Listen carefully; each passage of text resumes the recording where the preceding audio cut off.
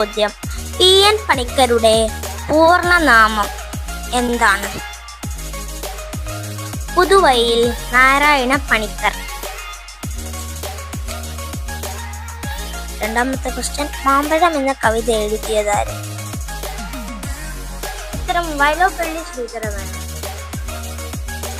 നജീബ് കഥാപാത്രമായ ആടുജീവിതം എന്ന നോവലിന്റെ രചയിതാവ് ആര്?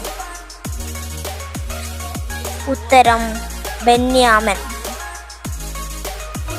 KV ദേശവ മേനോന്റെ ആത്മകഥയുടെ പേര്? ഉത്തരം കഴിഞ്ഞ കാലം. വയലാർ അവാർഡ് ഏർപ്പെടുത്തിയ വർഷം? 1977. മലയാളത്തിന് ശ്രേഷ്ഠ ഭാഷാ പദവി ലഭിച്ച വർഷം? ഉത്തരം 2013.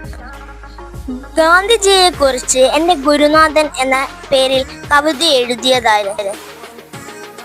ഉത്തരം വള്ളത്തോൾ നാരായണ മേനോൻ. മഞ്ഞ എന്ന നോവൽ എഴുതിയതാര്?